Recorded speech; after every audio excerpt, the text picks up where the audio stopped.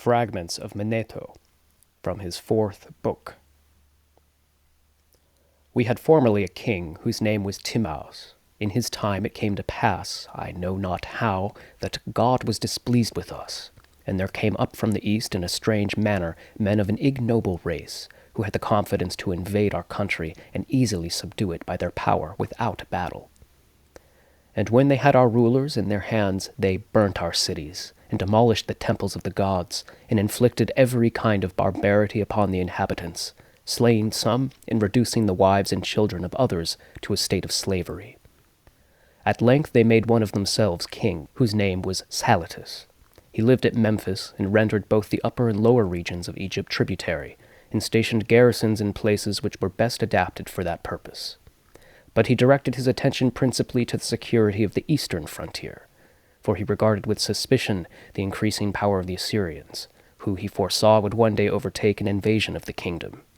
And, observing in the site in Nome, upon the east of the Bubastite channel, a city which from some ancient theological reference was called Avaris, and finding it admirably adapted to his purpose, he rebuilt it, and strongly fortified it with walls, and garrisoned it with a force of 250,000 armed men. To this city Salatus repaired in summertime, to collect his tribute, and pay his troops, and to exercise his soldiers in order to strike terror into foreigners. And Salatus died after a reign of 19 years. After him reigned Baon 44 years, and he was succeeded by Apkanos, who reigned 36 years and 7 months. After him reigned Apophis 61 years, and Eanius 50 years and 1 month.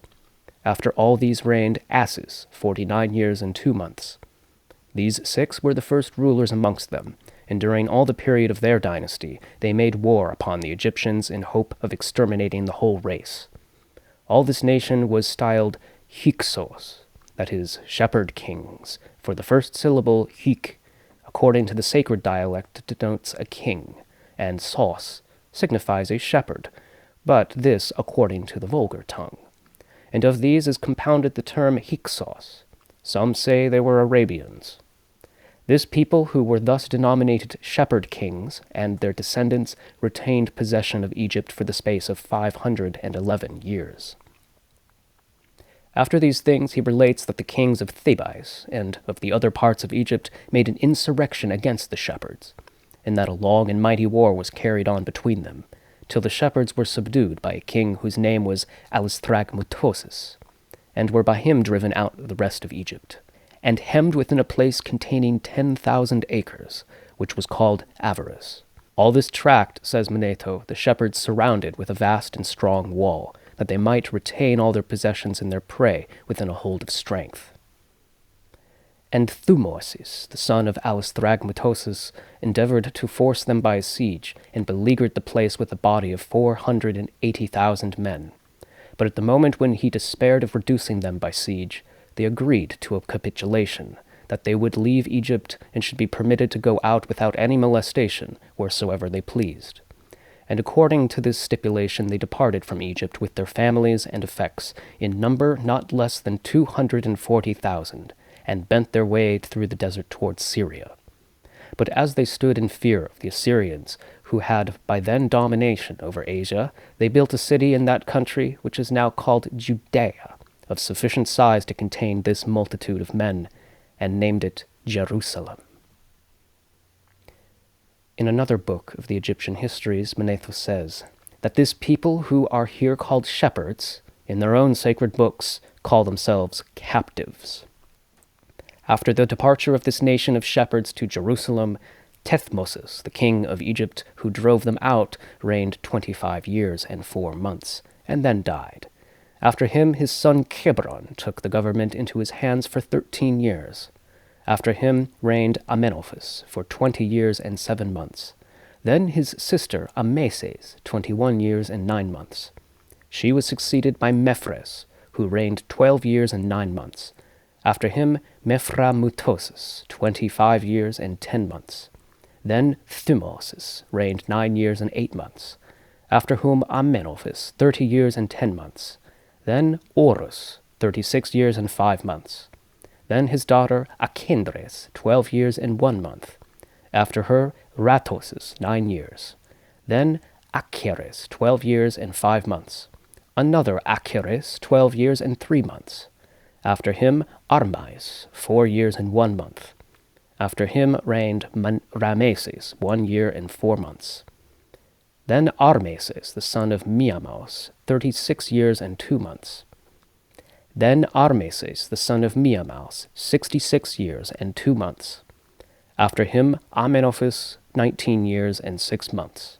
And he was succeeded by Setoses, who was called Rameses. He maintained an army of cavalry and a naval force. This king Setoses appointed his brother Armais his viceroy over Egypt. He also invested him with all the other authority of a king, but with these restrictions, that he should not wear the diadem, nor interfere with the queen, the mother of his children, nor abuse the royal concubines. Setoses then made an expedition against Cyprus and Phoenicia, and waged war with the Assyrians and Medes, and he subdued them all, some by a force of arms, others without a blow, but by the mere terror of his power. And being puffed up with his success, he advanced still more confidently, and overthrew the cities, and subdued the countries of the east. But Armais, who was left in Egypt, took advantage of the opportunity, and fearlessly committed all those acts which his brother had enjoined him not to do. He violated the queen, and continued in unrestrained intercourse with the rest, and at the persuasion of his friends he assumed the diadem, and openly opposed his brother. But the ruler over the priests of Egypt sent to Setoses, and informed him of what had happened, and how his brother had set himself up in opposition to his power. Upon this Setoses immediately returned to Pelusium, and recovered his kingdom. The country of Egypt took its name from Setoses, who was also called Aegyptus, as was his brother Armais, known by the name of Danaus.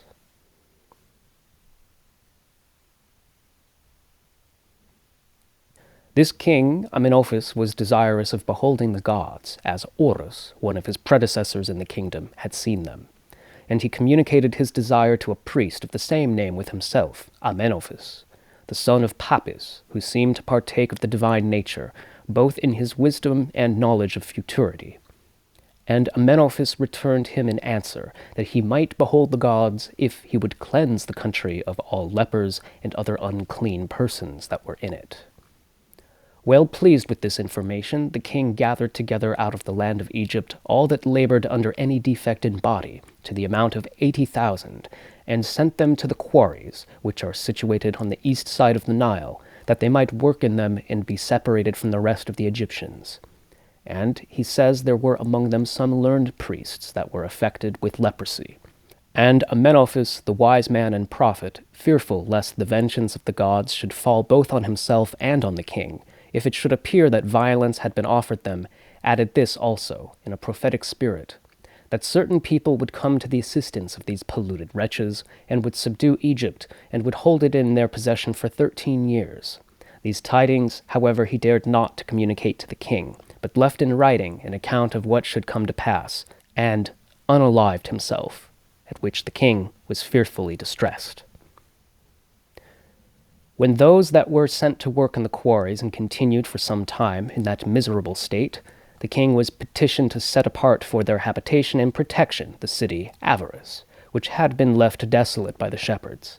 And he granted them their desire. Now this city, according to the theology above, is a Typhonian city. When these men had taken possession of the city and found it well adapted for a revolt, they appointed over themselves a ruler out of the priests of Heliopolis, one whose name was Osarsiph, and they bound themselves by oath that they would be obedient. Osarsiph then, in the first place, enacted this law, that they should neither worship the gods, nor abstain from any of those sacred animals which the Egyptians hold in the highest veneration, but sacrifice and slay them all, and that they should connect themselves with none but such as were of their own confederacy. When he had made such laws as these, and many others of a tendency directly in opposition to the customs of the Egyptians, he gave orders that they should employ the multitude of hands in rebuilding the walls about the city, and hold themselves in readiness for war with Amenophis the king, while he took into his confidence and counsels some others of the priests and unclean persons, And he sent ambassadors to the city called Jerusalem to those shepherds who had been expelled by Thutmoses, whereby he informed them of the affairs of himself and of the others who had been treated in the same ignominious manner, and requested that they come with one consent to his assistance in this war against Egypt. He also promised in the first place to reinstate them in their ancient city and country Avaris, and provide a plentiful maintenance for their host, and fight for them as occasion might require, and informed them that they could easily reduce the country under dominion. The shepherds received this message with the greatest joy, and quickly mustered to the number of 200,000 men, and came up to Avaris. Now Amenophis, the king of Egypt, when he was informed of their invasion, was in great consternation, remembering the prophecy of Amenophis, the son of Pappus. And he assembled the armies of the Egyptians, and took counsel with the leaders, and commanded the sacred animals to be brought to him, especially those which were held in the greatest veneration in the temples, and particularly charged the priests to conceal the images of their gods with the utmost care. And his son Sethos, who was also called Rameses from his father Rampses, being but 5 years old, he committed to the protection of a friend, and he marched with the rest of the Egyptians, being 300,000 warriors against the enemy, who advanced to meet him. But he did not attack them, thinking it would be to wage war against the gods. But he returned and came again to Memphis, where he took Apis and the other sacred animals he had sent for, and retreated immediately into Ethiopia, together with all his army, and all the multitude of the Egyptians. For the king of Ethiopia was under obligations to him, wherefore he received him kindly, and took care of all the multitude that was with him, while the country supplied all that was necessary for their food.